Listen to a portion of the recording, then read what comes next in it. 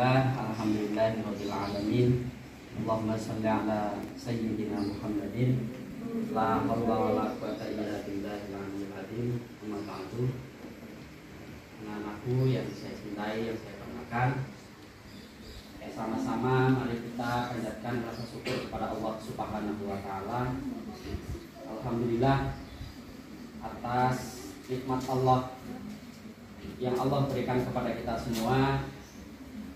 Pada kesempatan kali ini kita semua masih bisa diberi kekuatan untuk melaksanakan sholat sunnah duha berjamaah.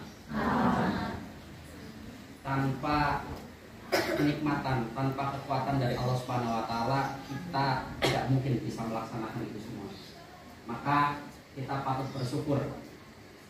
Dan tentu kita harap rasa syukur kita ini bisa menjadikan kita sebagai golongan orang-orang yang senantiasa bersyukur kepada Allah Subhanahu wa taala dan dijauhkan dari golongan orang-orang yang kufur terhadap nikmat-nikmat Allah Subhanahu wa taala. Selanjutnya sholawat serta salam mari kita sanjungkan kepada Nabi kita, Nabi Agung Muhammad sallallahu alaihi wasallam. Alhamdulillah berkat perjuangan beliaulah kita semua bisa merasakan indahnya kehidupan di dunia, bisa merasakan indahnya kenikmatan beragama dengan adanya dinul Islam, dengan adanya agama Islam. Anak-anakku yang saya hormati, yang saya banggakan, dan saya hormati pula tentunya karena kalian semua adalah ciptaan Allah. Tentu Pak Budi banggakan dan harus dihormati pula. Betul atau tidak? Betul. Walaupun yang lebih tepat itu yang lebih muda menghormati yang lebih tua, yang tua menyayangi yang lebih muda. Oke. Anak-anakku semua, segala sesuatu yang Allah Subhanahu wa taala ciptakan termasuk panca indera. Termasuk apa? Panca indera. Sekali lagi panca indera ya, bukan Pak Ustadz Indra. Ya, perlu digarisbawahi. Semua ataupun segala sesuatu yang Allah Subhanahu wa taala ciptakan termasuk panca indera ataupun organ tubuh kita seperti mata, telinga, hidung, lisan, tangan dan lain sebagainya. Itu semua bisa menjadi sarana, bisa menjadi satu wasilah untuk mendekatkan diri kepada Allah Subhanahu wa taala. Kita punya telinga, kita punya mata, kita punya lisan, punya tangan dan lain sebagainya harus digunakan untuk hal-hal yang bermanfaat. Mata kita diberikan oleh Allah Subhanahu wa taala digunakan untuk mendekatkan diri, untuk taqarrub ilallah, untuk mendekatkan diri kepada Allah, diantaranya dengan cara membaca Al-Quran.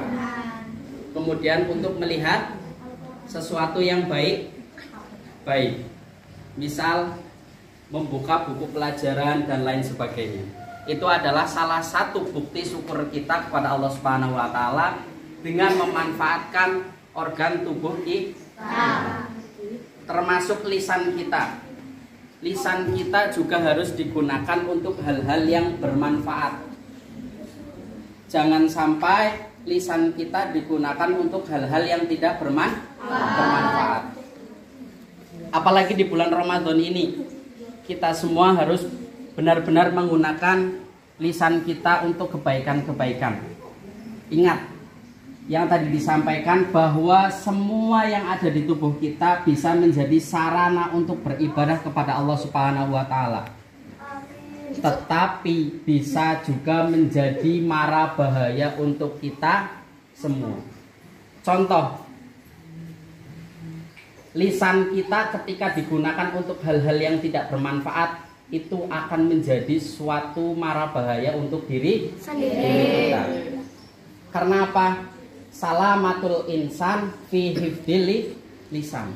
Selamatnya manusia diantaranya dengan menjaga lisan.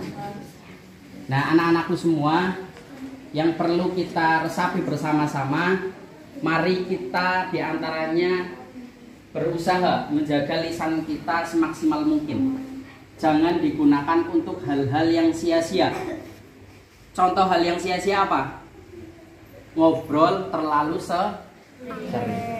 Mau sholat duha ngobrol, lagi pelajaran ngobrol, lagi disuruh baca tadarus ngobrol, lagi disuruh baca pelajaran ngobrol. Itu kira-kira sia-sia apa bermanfaat? Hati-hati, ketika lisan kita digunakan untuk hal yang sia-sia, itu bisa menjadikan suatu mara bahaya untuk kita semua. La tuksirul kalam bi ghairi dzikrillah fa inna katsiratul kalam bi ghairi dzikrillah. Itu ketika kita berbicara selain untuk berzikir kepada Allah atau berbicara untuk hal-hal yang tidak bermanfaat, bisa menyebabkan hati yang keras. Lil qalbin qaswatul qalbi, bisa menjadikan hati kita keras. Hati keras itu hati yang seperti apa? Ketika dinasehati tidak mau. Ketika dinasehati baik oleh temannya malah marah. Itu salah satu tanda hatinya keras. Diberi pelajaran tidak diterima. Itu salah satu bahaya ketika lisan kita sering digunakan untuk hal-hal yang tidak bermanfaat. Karena diantaranya wa inna adannas minallah bil qalbil qasi. Orang-orang yang keras hatinya itu adalah orang-orang yang jauh dari Allah Subhanahu wa taala. Naudzubillahi min. Semoga kita dijauhkan dari orang-orang yang keras hatinya. Dari orang-orang yang keras hatinya. Orang yang keras hatinya itu tadi contohnya ngobrol yang tidak bermanfaat. Di hatinya terdapat sifat terdapat sifat takabur. Maka mari bersama-sama kita mohon kepada Allah Subhanahu wa taala di bulan yang mulia ini, di bulan yang baik ini, kita bersama-sama memohon ampunan kepada Allah Subhanahu wa taala dan memohon supaya diberikan keselamatan fid dini wa dunya wal akhirah. Diberikan keselamatan dalam beragama, diberikan keselamatan di dunia dan di akhirat. Dengan senantiasa menjaga diri kita dari hal-hal yang tidak baik. Semoga kita semua tergolong orang-orang yang hifdzil lisan. Salamatul insan fi hifdzil lisan. Orang yang selamat dengan menjaga lisannya dan menjaga organ-organ tubuh yang lain. Mari kita bersama-sama belajar untuk mempraktekkan tangan kita digunakan untuk hal yang baik, memberikan sedekah, menolong teman, mata kita untuk membaca Al-Quran, untuk murojaah, untuk mutolaah, belajar dan lain sebagainya. Sepakat? Setuju? Setuju. Oke, semoga yang sedikit ini ada manfaatnya untuk kita semua. Dan semoga pertemuan kita kali ini tidak hanya pertemuan di dunia, tapi nanti kita kelak bersama-sama di akhirat di surganya Allah. Kurang lebihnya mohon maaf. Allahumma fiq ila qamit thoriq. Wassalamualaikum warahmatullahi wabarakatuh. Waalaikumsalam warahmatullahi wabarakatuh. Terima kasih Ustaz Budi atas penyampaian tadi beberapa pesan ya kepada anak-anak, pada khususnya dan kemudian kepada kita semua, supaya kita selalu mawas diri, berhati-hati dalam bertindak, wabil khusus menggunakan lisan kita, karena lisan itu, mulut itu, lidah itu tak bertulang.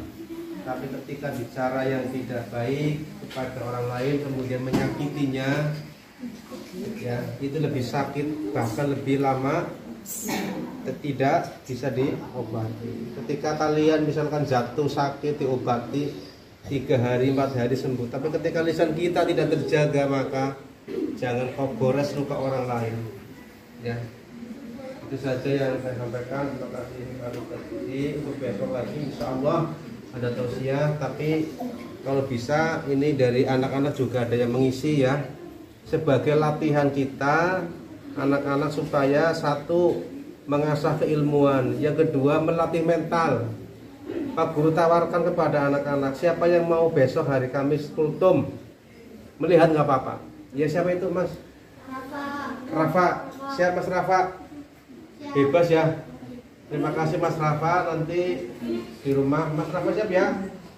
Ya nanti ingatkan anak-anak besok kalau Ustaz kita nanti mudah-mudahan Mas Rafa besok akan mengisi tausiah di bulan Ramadan. Nanti setelah Mas Rafa nanti yang lain juga ya. Oke. Siap ya? Ya dari saya cukup. Billahi taufiq wal hidayah. Assalamualaikum warahmatullahi wabarakatuh. Waalaikumsalam.